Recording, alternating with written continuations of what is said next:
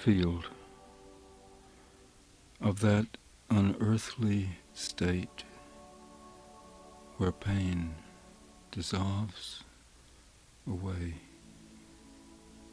dropped from the shuddering blinds, he blundered from the roadbed, staggering toward the smell of corn, before the husks whispering.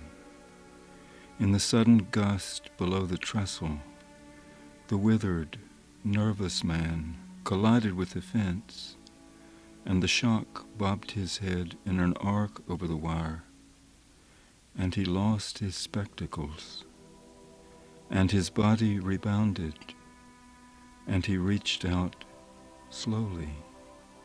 His hand closed fast and opened, and he bowed over the field.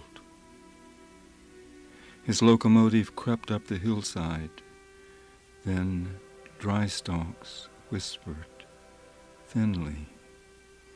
He stood upright and bowed, held by the trembling wire he could not see. He let it go and stood in the colorless twilight. His knees gave way. He lowered his body and knelt.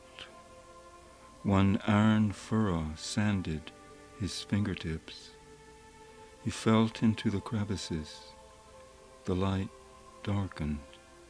He withdrew his hands and sent them forward, searching, furtive. The ground felt unearthly, like metal. Snow filled the cracks. His sleeve caught on a barb. The wire lashed him. He tore himself free, hand over hand, clawing from wire to wire. He struggled to stand. He saw nothing. Gray air, odorless, crossed the field, filled his nostrils. A sharp point struck and stabbed. He flexed his fingers, closed them. The wire quivered. He clutched it with all his strength, and the fence post shook. He brought his hand to his mouth. He placed it on the wire. He heard the distant sound of friction. He ran his palm on the wire. The wind rose, stalks rasped.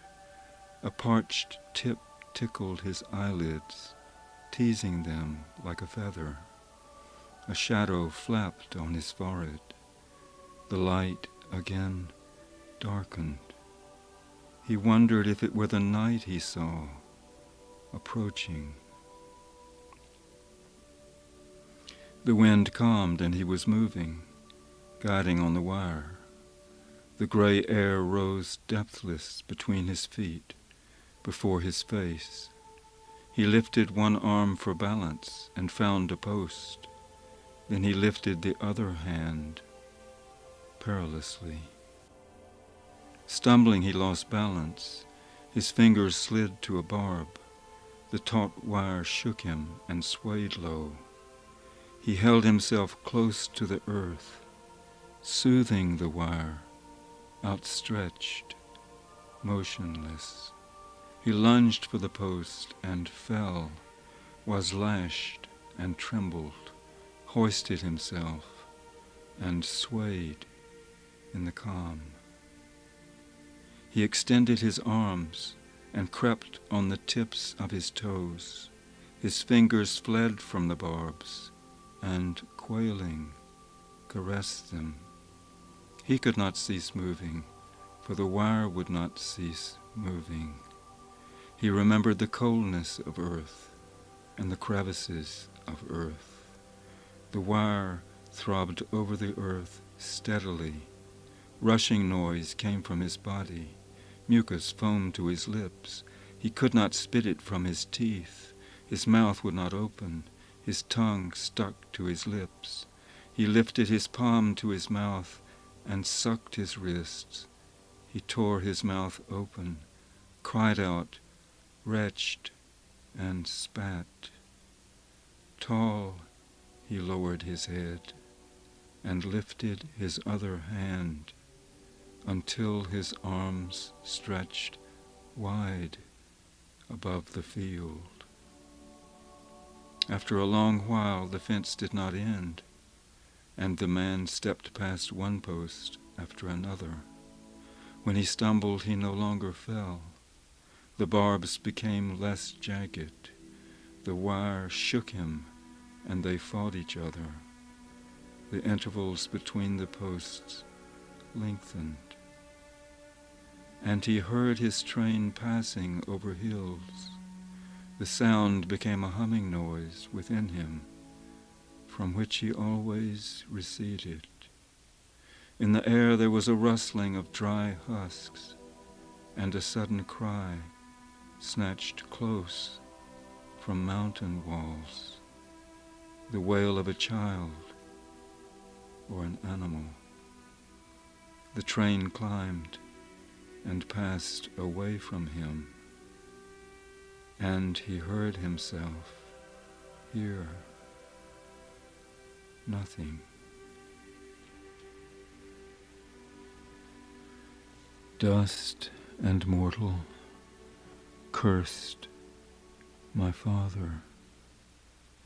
He heard nothing, and distances drew close about the wire. Dark vistas, once before him, gathered behind him in the space of the field, far from him, within him. Why he came he did not remember, or what he had lost, or where he had begun, or to hope for its end, or to pause, or to fear. But the wire had become familiar. It supported him and led him, and its pain gave him forgetfulness. His other hand, wrenched free, stabbed for a post, and he sank through an emptiness. He was aware of nightfall and acknowledged his fear. He remembered without protest that he had moved for a long while and could not stop himself, even from falling. He rose again slowly. The wire had turned. He followed. He toiled a level ground. He bent his head on a hillside. Again and again he turned in the hollows of his memory.